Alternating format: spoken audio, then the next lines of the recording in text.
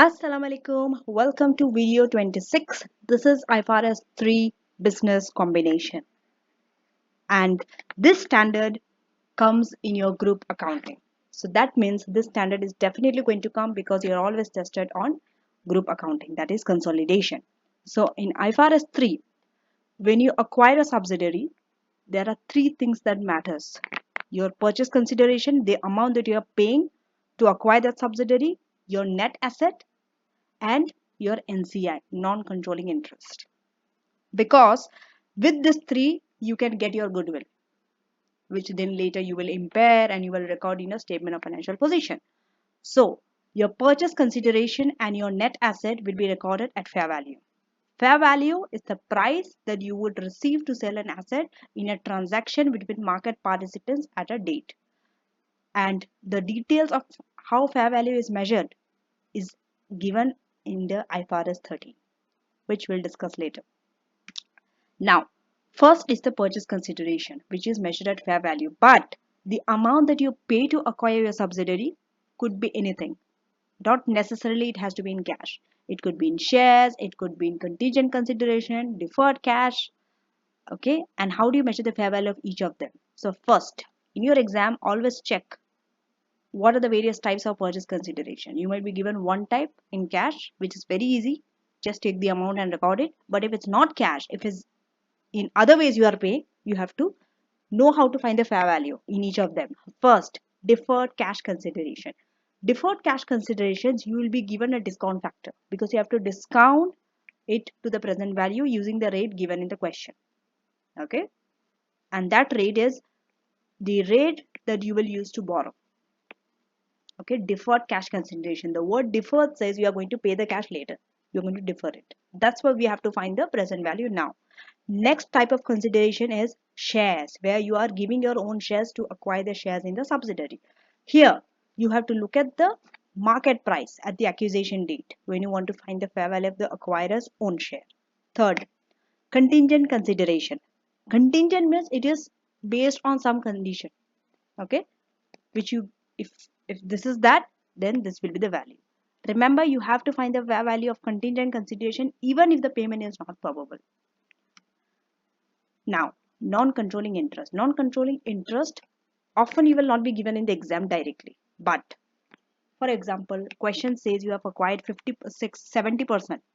So your NCI will be 30%. Okay. So NCI could be measured using two ways. First, fair value. Most of the time in the exam, they will give you the fair value. But if they don't give you, you have to know how to find the fair value, which is the number of shares owned by NCI multiplied by the share price. That is subsidy share price, or NCI's proportionate share of the net asset. Here you have to find the NCI percentage, multiply it with the fair value of the net asset at acquisition. Okay. Remember, the two figures will give you different figure. Okay. The two methods.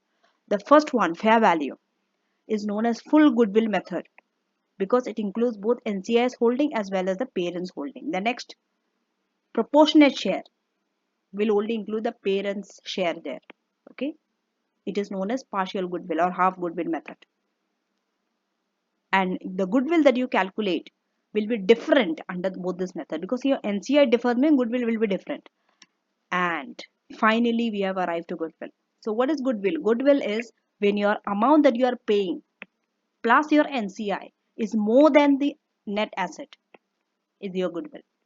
Okay, goodwill could be both positive or negative. Positive, it's normal because normally your amount that you are paying plus NCI, it will be more than net asset. That is a common scenario. So this positive goodwill, since goodwill is a non-current asset and it's an intangible asset, you have to capitalize it. So goodwill will be capitalized as an intangible non-current asset, and like any intangible asset, you have to do an impairment, even for current assets. Sorry, even for tangible assets. But the only difference with goodwill compared to other intangible non-current asset, we do not amortize goodwill. We never amortize goodwill. Rather, we test it annually for impairment. And this impairment charge will be recorded as an expense in your consolidated statement of profit and loss, not single statement. Why?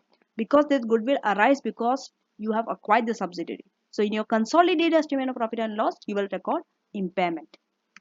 Now, the next scenario, which is not very common, rarely In practice also it's rare, and in your exam also it's a rare situation. But if it ever comes, you should be able to know how to deal with it. This is when your net asset is more than the fair value of your consideration. Then it's a gain. Why gain? Because you are paying less. You are paying less than what is the worth of the net asset. So for you, it's a gain, known as negative goodwill. If negative goodwill arises, first thing you have to check your calculation, whether it's done correctly or not. Why?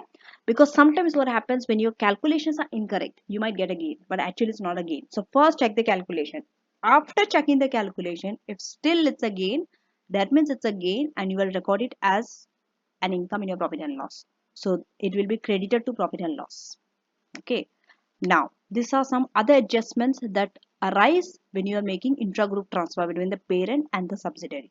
Remember, these adjustments do not apply to associates and joint ventures because they are not part of a group. But if it's with subsidiary, they are part of a group. So all these adjustments, if any transactions happens within the parent subsidiary or subsidiary and parent, eliminated on consolidation. Yes, in separate financial statements, you have to record, but in consolidation, ignored, eliminate. How do you do that? So, interest on intragroup loans, you do not recognize it as an income or expense. Neither, you eliminate it. Intergroup management charges, intergroup sales purchase unrealized profit in inventory, intergroup transfer of non-current assets, unrealized profit on transfer, intergroup receivable payable loan, eliminate.